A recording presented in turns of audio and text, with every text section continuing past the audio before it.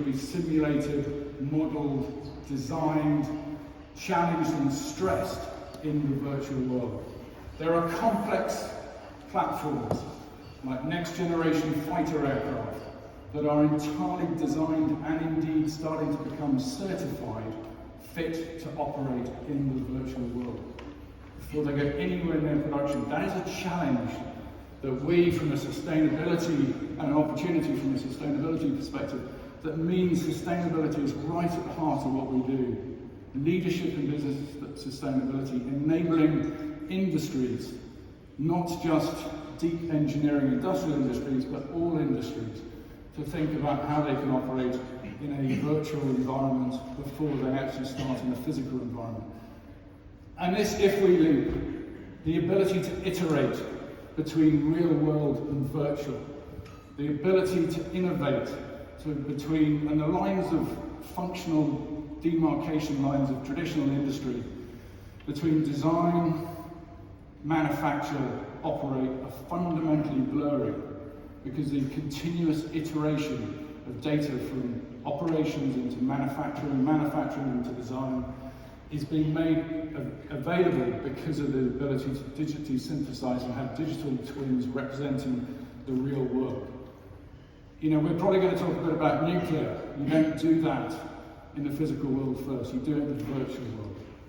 You know, these complex systems have to be modeled, simulated together to understand how they interact and operate before you actually start building and integrating. So, as I said, we've come out, there are 3 universes for us. We've come out of the sort of manufacturing space. Life sciences and healthcare with the acquisition of Medidata. We've gone into this, the ability to virtually twin the human body, and drug trials, absolutely, building on the modelling and simulation piece. The bit that I'm really interested in as a subject of discussion today is energy infrastructure and cities. These are the big capital projects, the smart cities. These are the fundamental building blocks of modern society.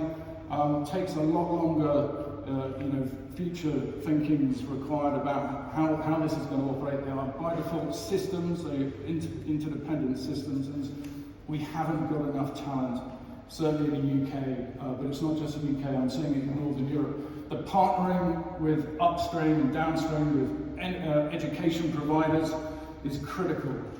I find it amazing that we don't have an undergraduate degree for model-based systems engineering in the UK. Absolutely amazing. What are we doing? You know, the nuclear plants need systems engineers. Our next combat aircraft needs systems engineers. Our next submarines need systems engineers. We absolutely need to get after the skills agenda.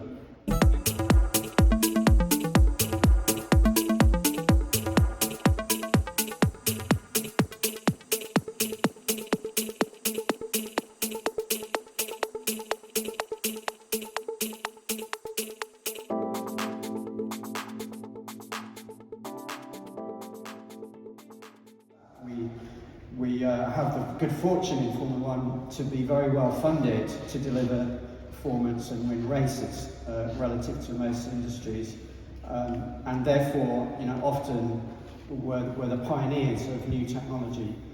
Formula One gearbox is what's called a dog gearbox, very much like a motorbike. So as you see on the left, you have gears engaged by a dog ring. So very potentially very aggressive engagement of two mechanical objects with each other. And historically, with a manual gearbox, you're always damaging those cogs going in because nothing is synchronized. And we're always looking for how to reduce that damage and provide some certainty to that process from what was previously completely random. And this means you have a gearbox where the driver literally doesn't have to lift off the power through the change. And we first brought this into Formula One at McLaren in 2005, based on this innovation. And in fact, in all of 2005, we had no gearbox failure, which, if you consider how perilous that situation is, every gear change is open to a clash if the computer doesn't do its job. And that was worth more than half a second a lap, which is an eternity in Formula One. and that is now standard across all Formula One cars. So, as always in Formula One, by the way, you invent something, everybody else does it the next year. So it's about area under the curve. You've got to be just quicker and more nimble and faster bringing your innovation to market.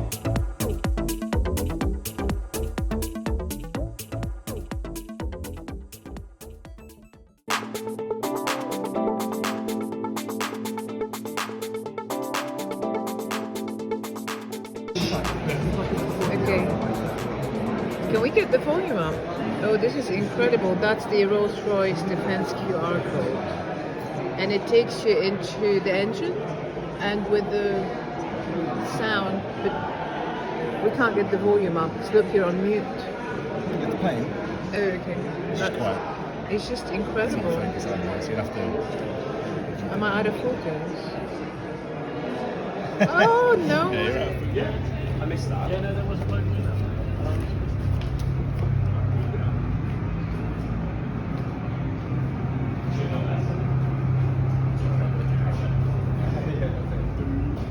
Welcome to Lift 109 at Battersea Power Station. Please approach the walls and see how you can ignite the sparks to begin your journey.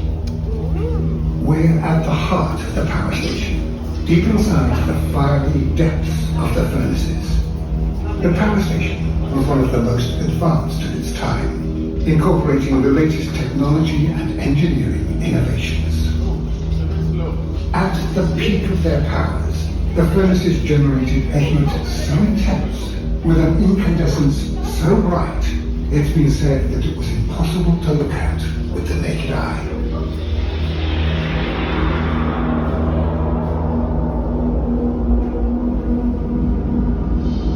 Battersea Power Station was conceived to address the growing demand for electricity in London in the 1920s, and the site was chosen due to its proximity to the River Thames, allowing direct access to cooling water and coal delivery. To make this electricity, water was pumped directly from the River Thames to the boilers, where it was heated to evaporation, transforming into steam. The steam was then released under such pressure that it created a rush of energy that was harnessed to drive the blades of the giant turbines.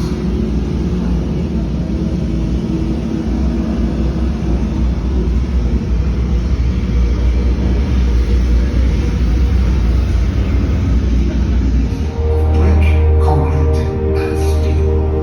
The four chimneys remain as totems of the last century's inspiring industrial architecture and as iconic fixtures in the London skyline.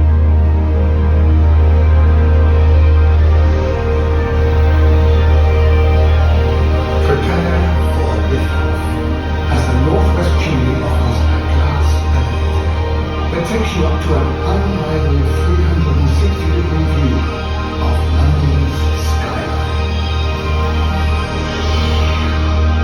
Welcome to Lift 109.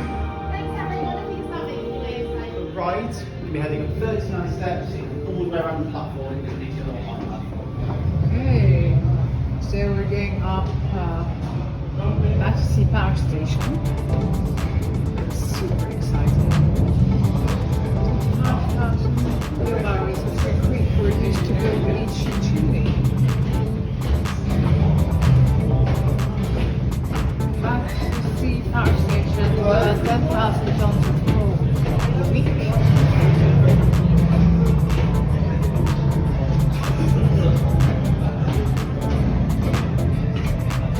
An estimated 6 million bricks have been used to build Battersea Power Station. At its peak, Battersea Power Station produced 20% of London's electricity. The chimney lift reaches 109 meters high. You guys are right. Oh my god. Yes. I know we should have to go up from here.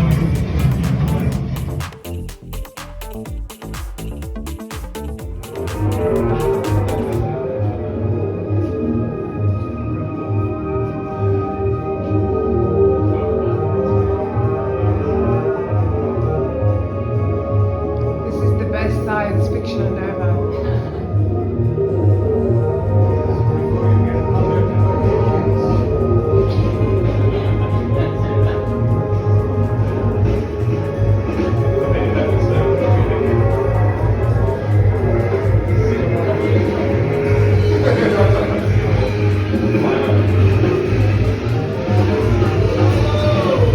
You are kidding me! No way! Incredible. So we're on top of Battersea Power Station. And we've got London down here. Let me figure out what's what.